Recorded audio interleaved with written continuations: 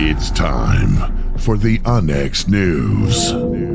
Extraterrestrials, time anomalies, dimensions, remote viewing, UFOs, UAPs, and USOs, ghostly encounters, abductions, Bigfoot, and more. Your end of the week news source for everything unexplained.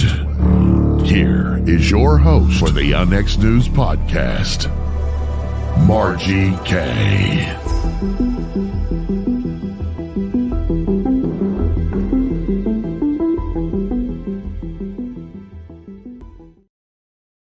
Welcome to Unexplained News. I'm your host, Margie K. We are here every Friday evening at 6 p.m. Central Time.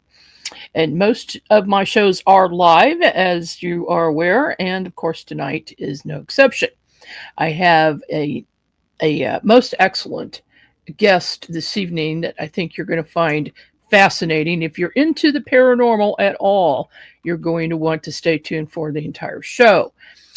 Andy Thomas is one of the UK's best-known researchers and speakers on unexplained phenomena and cover-ups, making these subjects accessible and refreshingly unpolarized. He has given thousands of lectures in Britain and around the world for more than 3 decades.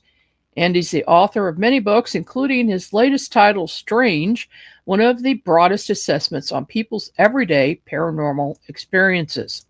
Andy has made numerous radio and TV appearances over the years. Mainstream spots have included programs on the BBC, ITV, NBC, History Channel, National Geographic, Vice, and Sky. Welcome to the program from the UK, Andy Thomas. Great to be here. Thank you. Well, thank you so much for joining me tonight. And I know it's very late for you where you are right now. So I appreciate you taking the time to join us this evening. You have a new book out. Of course, you've written a number of books, which we will eventually talk about. But let's start with, how did you get interested in the paranormal? So I got drawn in well over 30 years ago now by crop circles and UFOs. And it was really, that kind of thing that made me aware of people who were studying all kinds of other paranormal things.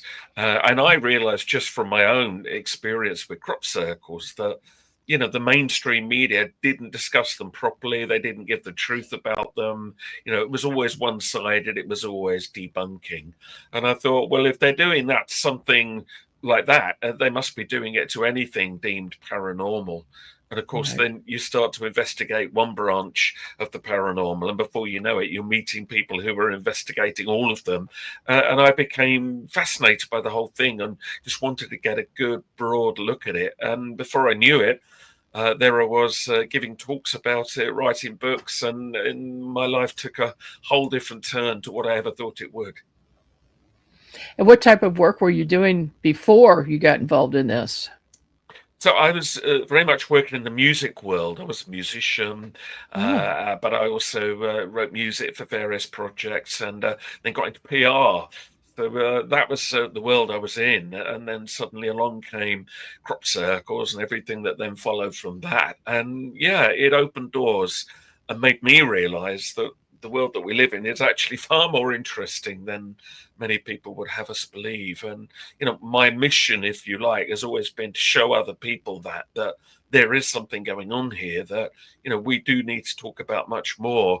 And yet most people shy away from it, or we're told there's nothing there to see and we shouldn't worry about it. But I've discovered there is something to see, and we should not worry about it, but we should be aware of it. And I think really investigate anything that shines a whole new light on the way the universe works. Indeed. And you mentioned that you're a musician. I've found that there are many people who are involved in paranormal investigations, or authors or podcasters who are musicians. I wonder why that is. Do you have any ideas? Yeah, my guess there would be that it's quite a creative thing to be a musician, and if you're creative, you should be open to new imaginings, and you are in some way more open to what's around you. That's certainly true of many of the musicians I've worked with. So yeah, then if you're open to things like the paranormal, of course, you're going to be looking at things. You want that inspiration. You want to create in different ways, and now, I create by writing, and I create by giving presentations and trying to make this whole world of the strange, hence the book title, accessible to people. Because I'm very aware that some people, they're a bit afraid to go near it.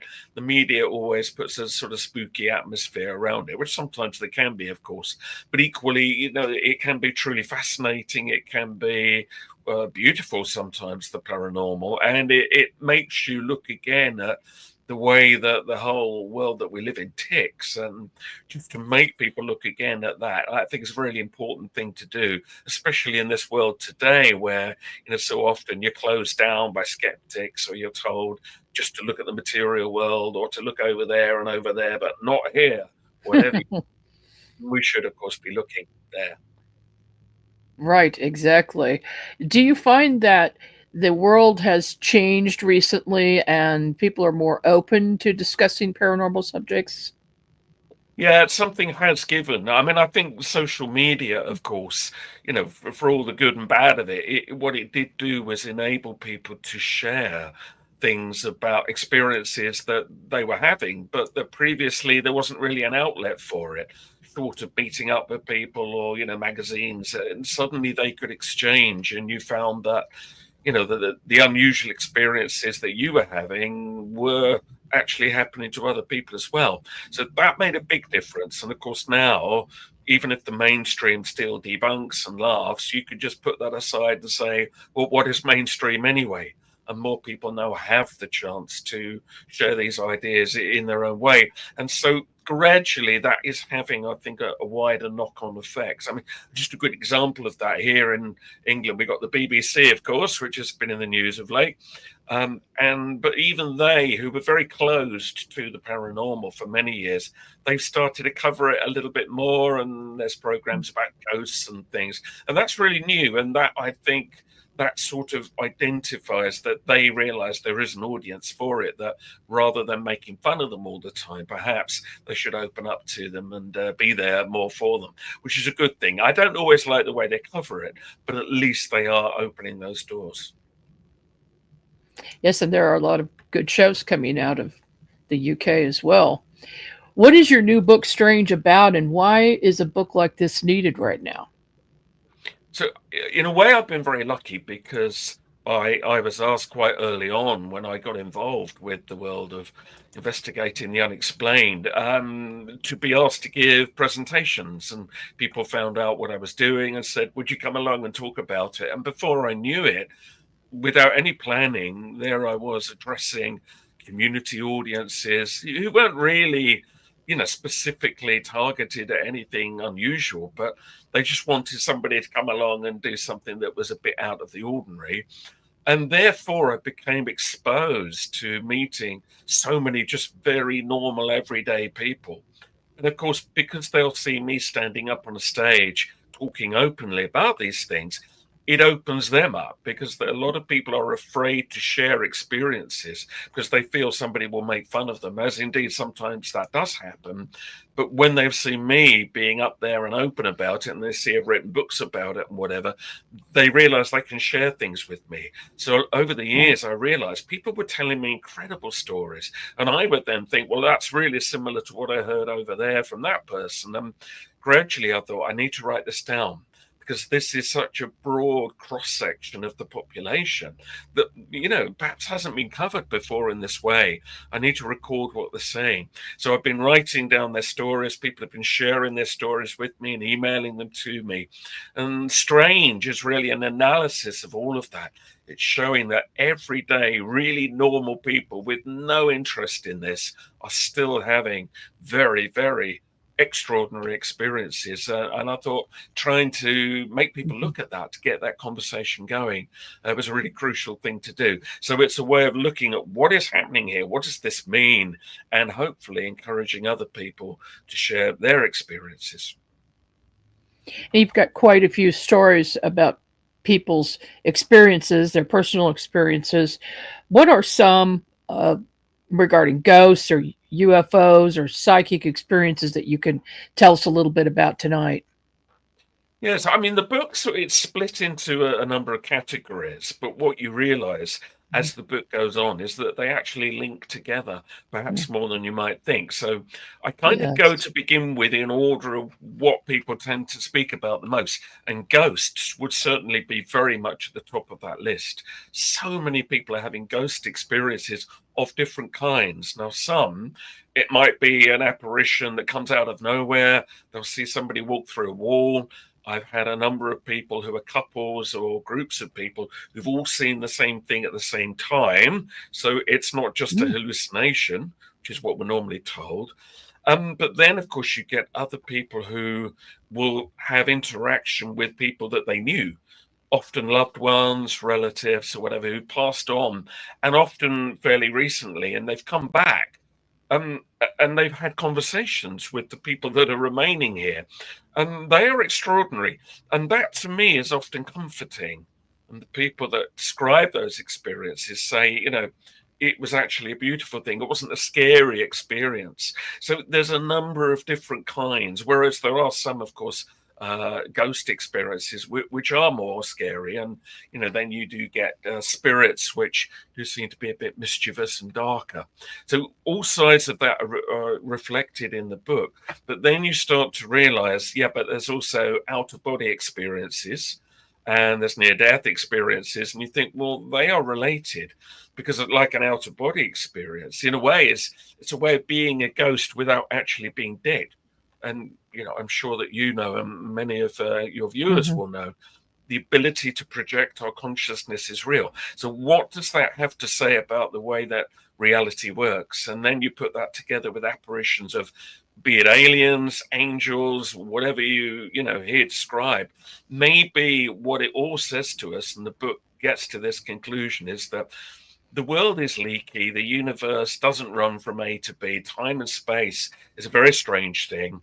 And entities clearly live within these multidimensional layers that come and go. And sometimes even we come and go, and we can project ourselves, or people report time slips, things like that.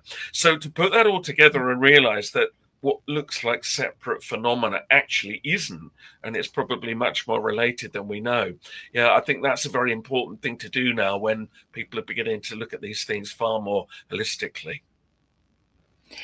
Yes, you've reached the same conclusion that a number of investigators I know, and and myself included, have come to, that all of these things are related.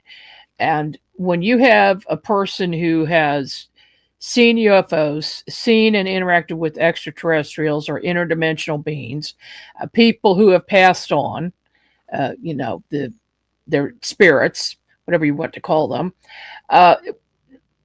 it seems that the person themselves is responsible as far as their level of awareness or their level of consciousness. Are you finding that more and more people are becoming aware of these things? I think so. And I mean, what I think is becoming clear too is, so, we will talk about a place that attracts strange phenomena, whether it be ghosts or aliens, or, the whole Skinwalker Ranch type phenomenon where odd things seem to come and go in certain places. You have that, and that's recognized. But you also have people who are themselves, it would seem, portals. And I write about this in the book, that they seem to attract phenomena to them. Maybe because they are on some frequency level that, it is very open to that. And so you get tales, and there are some of these in the book, where somebody will have a lot, say, of ghost experiences or poltergeists in one house. They move homes and they think, great, I've left all of that behind.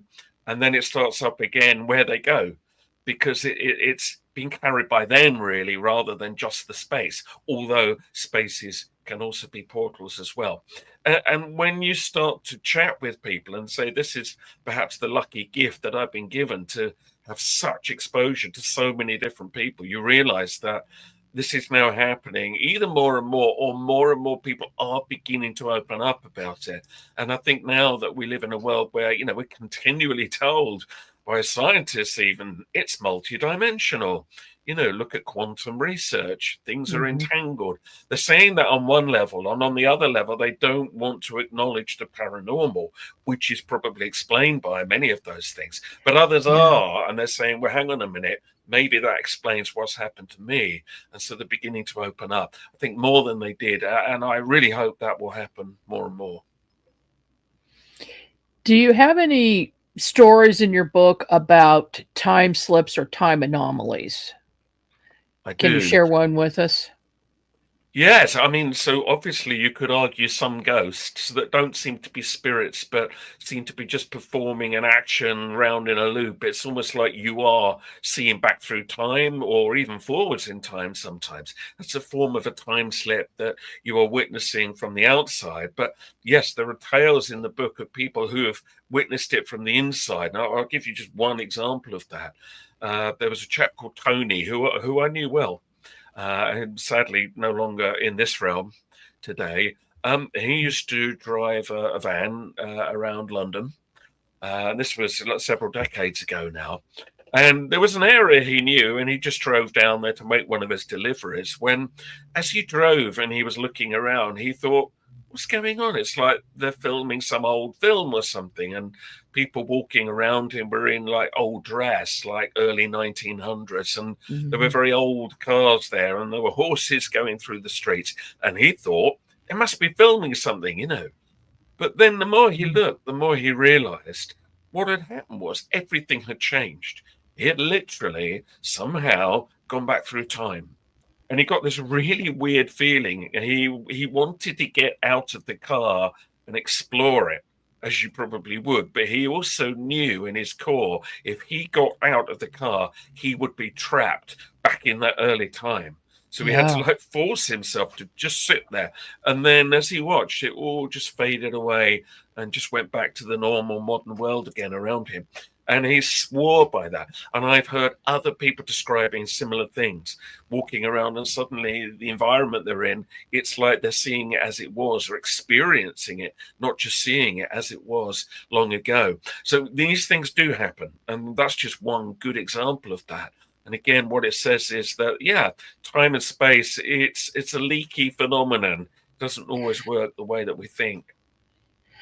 It makes you wonder about all of these missing people all over the world who have just suddenly disappeared. They've left behind all their belongings, and they're just gone. It makes you wonder if they have slipped into a portal of some type, and they're still alive, but they're in a different time. It can't be ruled out. I mean, obviously, sometimes there's darker options as to what's happened to them, but also for those that see strange creatures. So we mentioned Skinwalker Ranch, and a strange creature seemed to come and go there. But then you get sightings of Bigfoot or the Sasquatch or the Yeti or whatever, but nobody can ever seem to find where they live or their lair in any provable way. But maybe we're looking in the wrong dimension. If they have the ability to cross dimensions, maybe this isn't where they live, and sometimes we see them come through here. And that may well be true of a number of entities that people see. And again, whether it be creatures, angels, aliens, whatever it is, ghosts, in a way, what you're looking at are beings that just cross dimensions, and we give them labels. And sometimes they may well be all the things people say they are, but equally there might be labels that we give them because we don't really understand what we're seeing. But we know there are other realms. Those that do astral projection have described being able to go to these other realms. Just every now and then, it's like the doorway opens here and they come in here, or we sometimes occasionally cross over into their worlds. So, I mean, I think that we're always sort of seeing everything in one reality, but if it is a multi-reality, things are going to come and go. That almost seems perhaps an inevitability, really, rather than a strangeness on one ironic level. Do you ever find when you are working on an investigation or you're talking to witnesses that then you become part of the scenario? You become part of the investigation? I think not too badly. I mean, I'm very keen on trying to keep myself out of influencing what somebody is saying, or certainly what they are experiencing. I mean, I've had my own experiences of the paranormal, and in the book Strange, I relate some of those because they interrelate with other stories that I've heard from other people. So I've seen balls of light flying over crop circles. I've had my own ghost experience. I've had a premonition that was so real. It wasn't really a premonition. That was like a time slip where I experienced time twice. And I explain this in the book. And these things that have happened to me, that strangely, I didn't always think that much about at the time, but I realized they've made me far more open to listening to other people. Because what I have found is the tendency when somebody shares a story is for other people, yes, either to try to shape it into what they want it to be, or they leap in with denial. Well, that can't happen. You must have dreamt it. You must have been drinking, all of this. And that to me is what I try not to do. I try not to judge. And the accounts that I give in the book, I try to deliver without judgment, though I do try to then analyze it. And I had a panel of experts that came in to help me who are open to the paranormal, but also very scientifically minded to see, right, how could this be happening with our new understanding of the way science is opening up quantum realms and things like that. So there is analysis, but not judgment. It is not for me to say to somebody, no, that's not how it happened, because I wasn't there. If that's how something felt to them, that must always be respected. And I think we should always hear people before we start to sort of project our own version onto them. How do you get people to open up to you and tell you about their stories or their So, I mean, encounters? again, in a way, it's kind of come to me because I'm up there on platforms talking about this kind of thing. And people think, well, he's going to listen to me.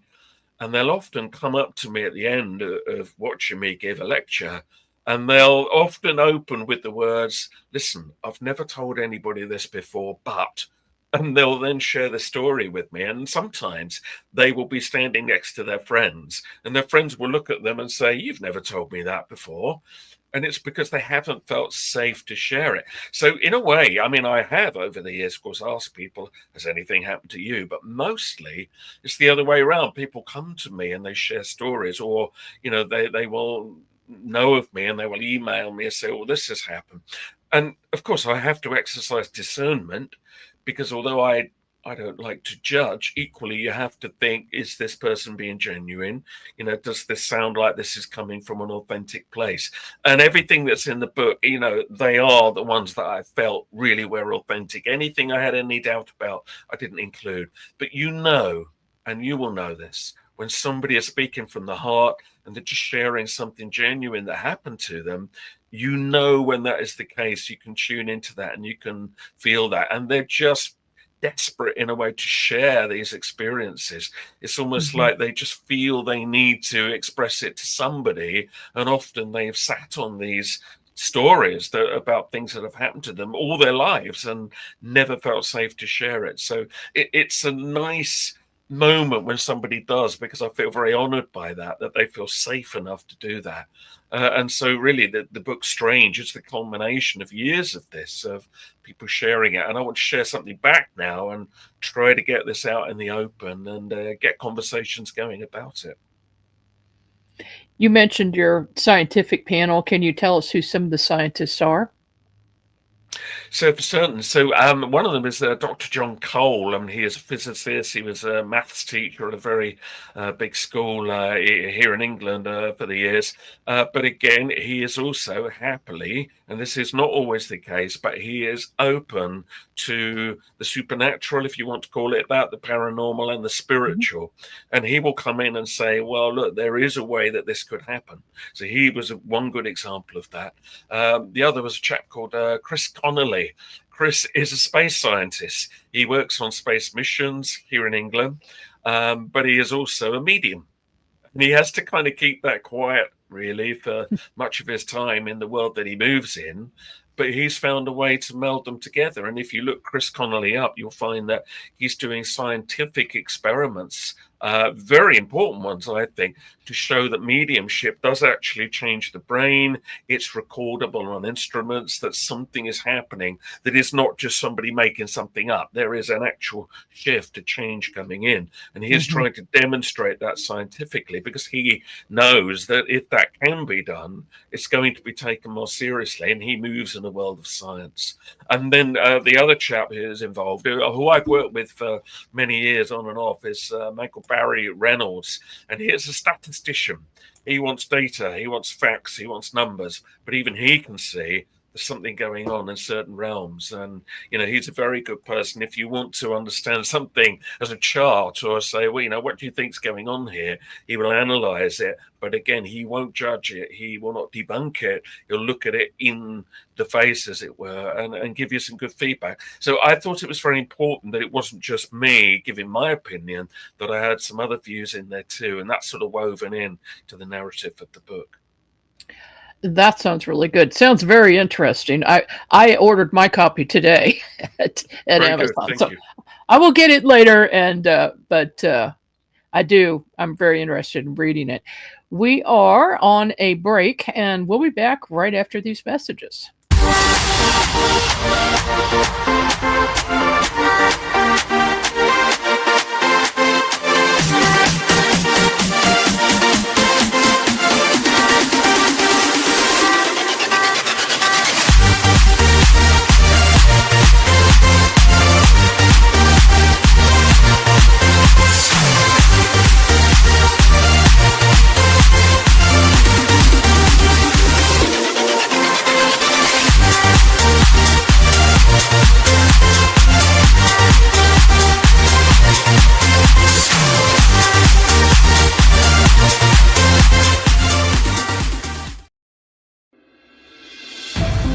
The new book, How to Research a Haunted House by paranormal investigator Margie Kay and professional researcher Violet Wisdom, is now available from Unex Media. This one-of-a-kind book explains how to do research on a house with uncommon methods and resources used by historic home researchers, and how to determine who may be doing the haunting and why. How to Research a Haunted House can be used by homeowners, renters, investors, and it should be in the library of all professional paranormal investigators. Get this unique book at unexmedia.com or amazon.com. That's unexmedia.com or amazon.com.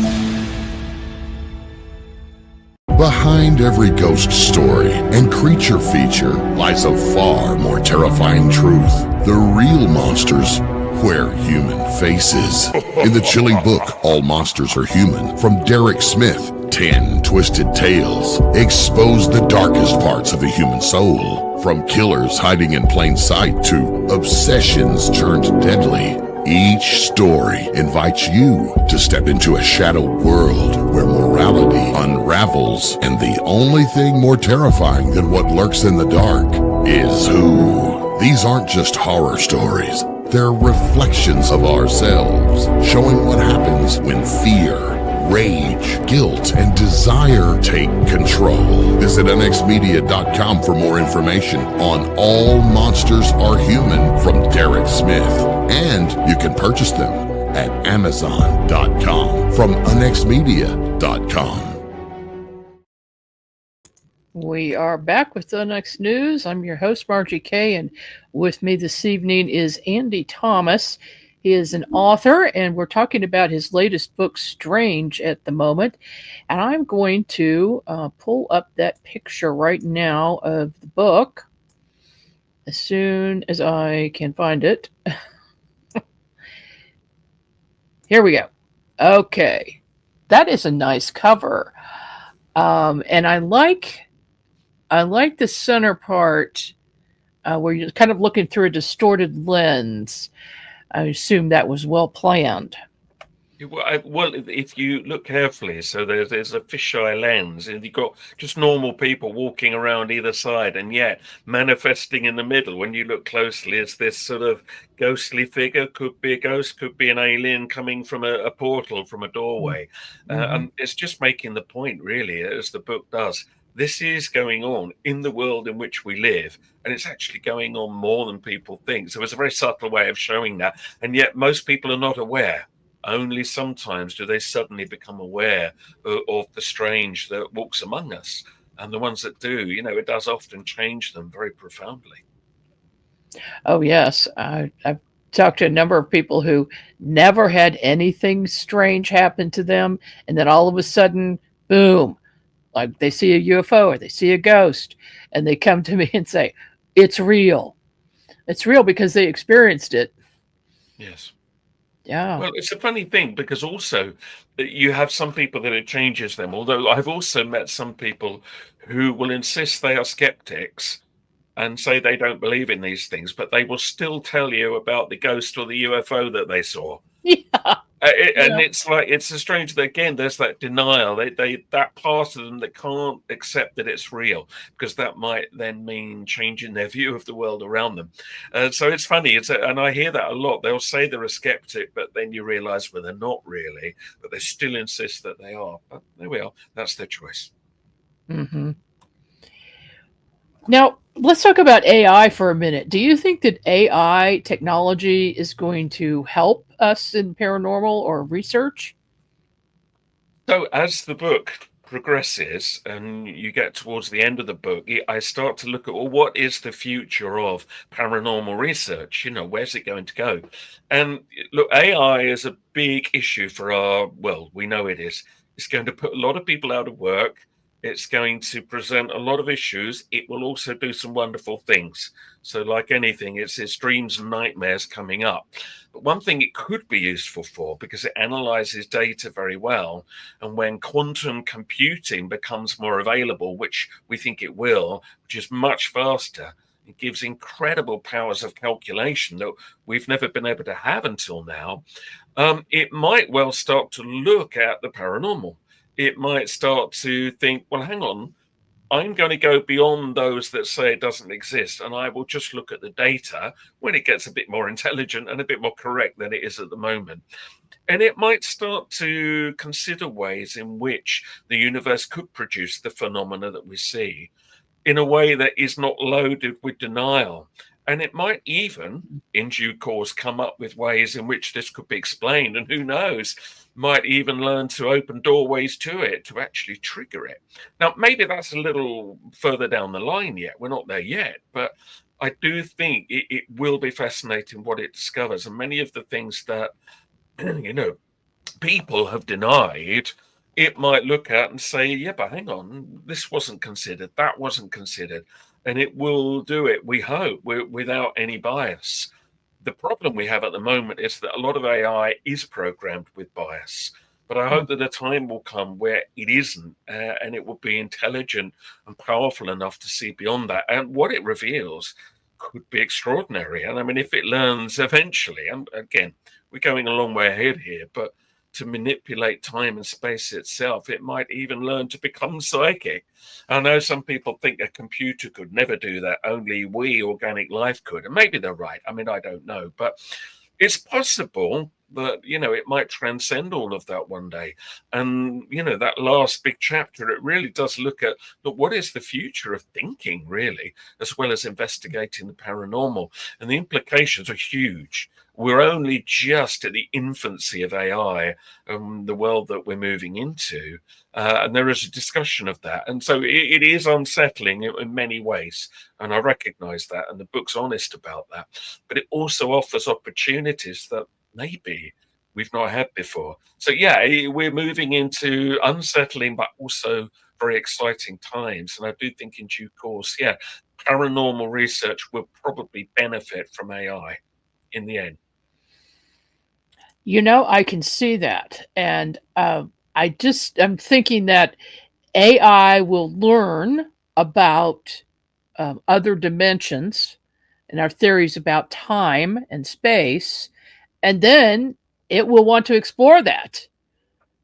And Right. Yes. I can see AI doing time travel much more easily than humans. Well, the You thing never know. is, I mean, so already with quantum computing, it has calculation powers, things that would have taken decades for a person to have worked out, it can do in seconds. So with that kind of calculation power, yeah, if there is anything that opens portals up between dimensions or whatever, sooner or later it's going to work out how that works. And when it does, it might just say, and here's how you do it. And we might find that that completely changes the way we interact with reality. So I don't think this is next week, but I don't think so far in the future that it can't be imagined. And I certainly think, yeah, it's quite a ride that we've got ahead. But of course, it also brings many dangers too. But so let's hope we get over those first. Absolutely. You've written several books. I'm not quite sure how many you've written, but one of them caught my eye, Conspiracies. Tell us a little bit about what this is. Yeah, so I mean, over the years, and it began again because I got involved with things like crop circles and, whatever people think, and I know many people are very skeptical, what I realized was they were not being represented correctly. And I've realized that that's true with the paranormal in general. And then researching those things, I began to meet people who were researching conspiracies. Now, this was before it became the big world of social media that we're in today, where nearly everything's conspiracy theory. And I realized, well, they also are probably being misrepresented. The problem that we have is that everything is loaded. Everybody wants to load the dice to make you think this or make you think that. And what I've always tried to do is just stand back from it and say, what's the overall picture here? What's the real evidence here? Again, without trying to be too judgmental, but trying to hear out all sides. The book that you showed there, Conspiracies, and also it's a sequel, which is called The New Heretics, which looks at why people believe what they believe. It makes a case that when you look back through history, certainly there have been some conspiracies. To say that there are none today and that it's all madness is clearly not true. Which ones you believe in, I mean, it comes down to your personal view on one level, but it also must come down to evidence.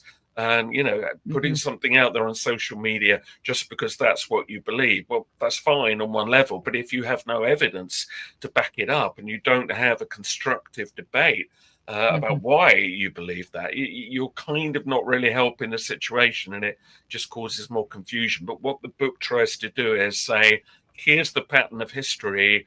This is where conspiracies have occurred. This clearly is not being accurately represented today. What does this mean? And ultimately, it leaves the reader to make their own minds up.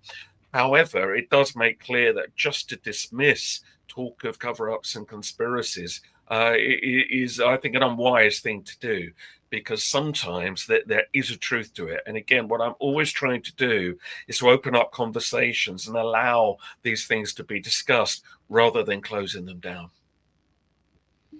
What are some of the conspiracies that you covered in that book?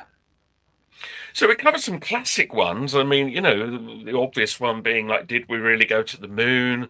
And some controversial ones, of course, like 9/11 and all of that. And again, what I'm trying to do is not judge, but say, here's the arguments. Is there any validity to some of these arguments? And certainly some are. I mean, if you just take the moon landings, did we go to the moon? I don't know. I wasn't there. I hope we did, because it seemed quite exciting at the time when I was young and growing up.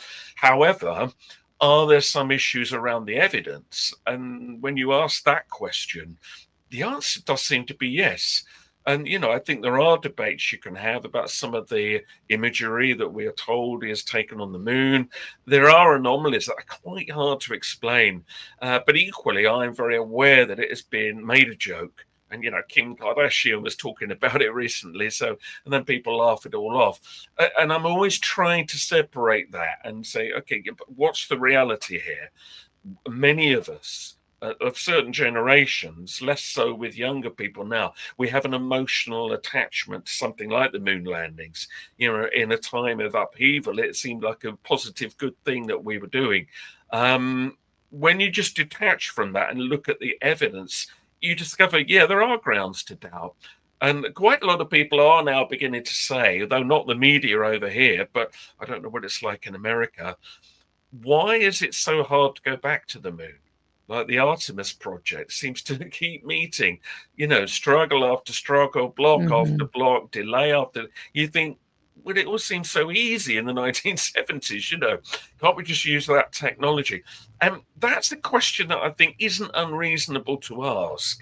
And maybe now they're just being a lot more safer than they would have been back then. But it's understandable why some people get a little bit dubious. And I mean, many polls, if you look at what people believe, I mean, some polls have put it that more than 50% of the world doesn't believe the official story about the moon landings. And what that says to me is whether we went or didn't go, that's quite an important thing to acknowledge. Where is that doubt coming from? Is it just fed by misinformation, or are there grounds for discussion here? And that's what I'm trying to do always, is say, well, what is the ground for discussion? Then make your own mind up, but let's have a look at it. Let's not just put a block on it. And that's what a lot of people try to do in the mainstream. And of course, that doesn't make talk of conspiracies go away. It makes it worse. And those that believe in them will say, they're not representing me correctly. I must be right. And that's why they're trying to stop me, which, of course, in itself is not necessarily a good judgment, but that's the way it works. So it's trying to get around that, because at the moment, polarization, as you know, is one of the big problems of our time. And it is possible to avoid it. It's not fashionable to avoid it, but I think until we do learn to do that, we're not going to get that much further forward, sadly. Yeah, interesting stuff. I can't wait to read that one either. And then I saw that you wrote a book called Christmas, A Short History from Solstice to Santa, which I think is really important because I don't think people really know the history of the holiday. And here, apparently, that is what you have done. And so tell us a little bit about that. Yeah, it's funny because some people say, how does Christmas connect with the paranormal and talking about cover-ups? But to me, I just follow lines of inquiry that just feel natural to me. And I always loved Christmas, but I was always fascinated, because I just am, about where does it all come from? And again, putting aside the dogma and what you're told to believe, what actually is the evidence for why we do what we do at Christmas? And the book is very much celebration of it. And what you discover is that it's layered. Lots of people have their own interpretation of what you should celebrate at Christmas. But in the end, when you look back at like the earlier big traditions and festivals that came before we called it Christmas, the winter solstice celebrations, a lot of different celebrations of light in the darkness around the world, you realize that it all means the same thing. In essence, you are celebrating light and the return of light in whatever way, whether that be celebrating the birth of a Messiah or the return of the sun to full strength or whatever. But the other thing you realize is that many of the traditions that we have are rooted in really ancient stuff, really old rituals that go back a very, very long way into Egyptian mythology, Norse mythology. But then the other thing, and this book brings it out, that I think a lot of people don't realize, is that some would argue today that Christmas is a bit of a, opium for the people, just a way of keeping them distracted for a few days. But actually, Christmas has long been seen as radical. And a lot of people have tried to stop Christmas. So the Pilgrim Fathers, when they arrived over where you are, of course, would not celebrate Christmas because they were very much more of the Puritan mindset, and they didn't believe you should celebrate Christmas. And over here, we had the English Civil Wars, and we eventually wound up under the rule of a Puritan called Oliver Cromwell, rather famously, and they actually banned Christmas. So I think we here were the first sort of nation to completely ban Christmas, and Scotland did as well. And then when you look back at that and you see the fight people had to start celebrating Christmas again, and how long it took to come back to full strength, that you begin to appreciate it, and you think, okay, maybe there is something worth doing here. It was worth fighting for, and many people had to bring Christmas back. And it makes you, I think, take it less for granted. And when you see where it's all come from and coming up to modern times and all the kind of different things that make it what it is, it's far more interesting than people think it is. And what it does for me is think, this is worth celebrating. I mean, celebrate whatever version you want, but it's still worth doing, because I think we've got very cynical about things like that. And that seems a shame to me, in a world that, as we know, is pretty dark sometimes. Just to stop and celebrate light in whatever way works for you, I think is a crucial thing to do. Very good. Sounds fascinating. And then I wanted to bring this one up, an introduction to crop circles, and you've written one or two more about crop circles as well. Is that right? Yeah, I have. So, I mean, this book, I stand by it very much, but it's very much the shorter version of an earlier, much longer book I wrote called Vital Signs. So Vital Signs is still out there somewhere. And what I was trying to do with that, and here in a more compact form in the introduction book, is, again, just to say to people, look, here's the debates, the arguments about crop circles. Here's what's actually happened, not what the skeptics tell you have happened. Because if you go onto Wikipedia, you would absolutely assume they were all made by people. They were all invented by two elderly men in 1990. And of course, it's just not that straightforward. And crop circles go back centuries. And there's records going back to the 1930s and photographs. And, I know we've talked about having a whole program about crop circles, so maybe we should do that. But, what these books do, and that book especially, is just to say, look, here's why the debate about crop circles has never really gone away. Because we all know some are man-made. Everybody gets that. Does that explain the whole thing? No. And there's too much evidence. There's too much eyewitness testimony. People who've watched crop circles appearing within seconds. There's biological anomalies in some of them. There's incredible geometry. Strange lights get seen in and around them. And again, I've been working with this for 34 years now. And what I've realized is crop circles are not straightforward. A lot of people think there's going to be an easy answer. And maybe I thought that when I first began, and I now know it's not easy. And that's why it's still debated. And I think it is fascinating that even now you get so many skeptics still trying to attack it, desperate to prove they're all man-made, and yet they never quite can. But that desperation says to me that there is something about crop circles, therefore, that should be looked at. Because you can always be sure that if somebody doesn't want you to talk about something, there is something worth talking about. And, that's a good example of that. Have you been inside a crop circle? Many hundreds, yes. So, I'm less active than I am today, because life's busy and there's lots of things going on. But I spent many years, just going to every crop circle I could, photographing them, measuring them, surveying them, taking samples. So, yeah, absolutely. I've been into many, many crop circles over the years and lived to tell the tale. Well, that's good. That's one of the things that I would love to do, but in the United States, we have very few, at least very few that are reported. And I do know some people who are farmers who tell me, oh, yes, in 1975, we had a crop circle in our field, and we immediately, got rid of all the evidence because we didn't want anybody thinking we had aliens here, or something like that. That happens a number of times. They seem to be more hush-hush about it here in the US. You have definitely had crop circles over the years, and a very good researcher called Jeffrey Wilson did a lot of work documenting them. It's certainly been quiet in more recent years. It is extraordinary. You have miles and miles of fields, and yet not that many crop circles. But I'm sure that, yes, some have just not been reported, and in a very remote area. The last thing a farmer wants is everybody arriving there and damaging their fields, so they just get rid of them as quickly as they can. So I'm sure many more get missed.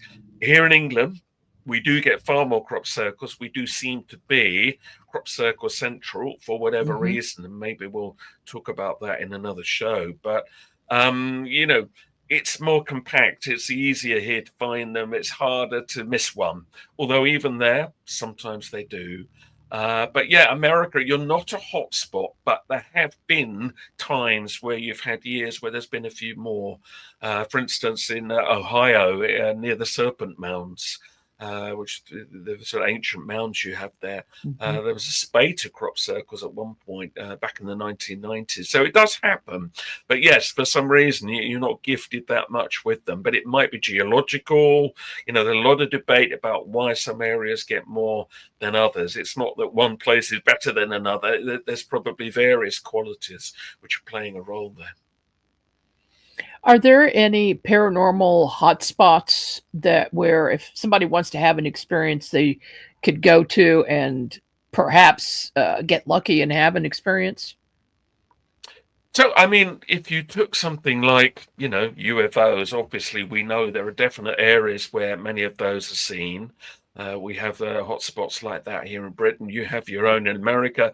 And of course, if you're anywhere near somewhere like Area 51, are they testing something? Are they alien? Well, that's another debate. But, a lot of strange things do get seen flying around there. And again, this is something which is now a really hot topic. And, we've just seen the movie come out, The Age of Disclosure, which is trying to get a really sensible debate going about it, because so many high-level people are now seeing these things. So you've got that side of it. You've got areas where more crop circles appear than others, and especially in the West Country of England, that seems to be the main hotspot. And people also see strange lights and things there.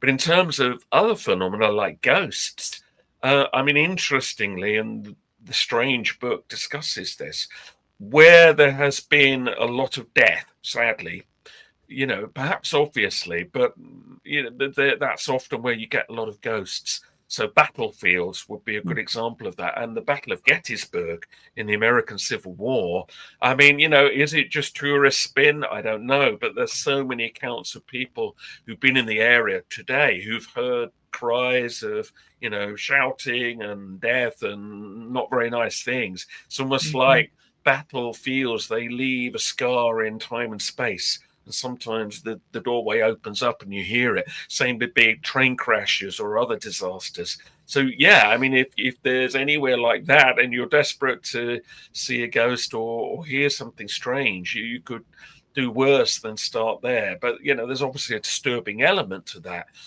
So you better be steeled for whatever happens. And I'm well aware there is always some mythology which is stirred up around these things.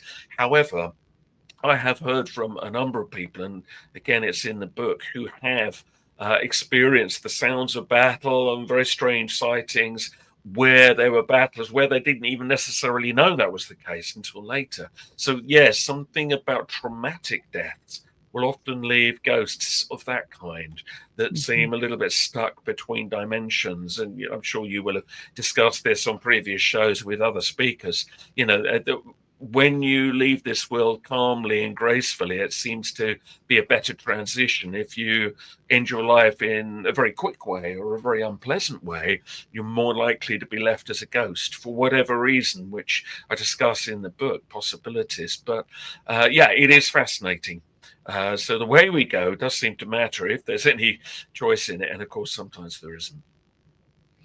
I've also noticed in some of these shows and then also in visiting England that a lot of the castles are haunted.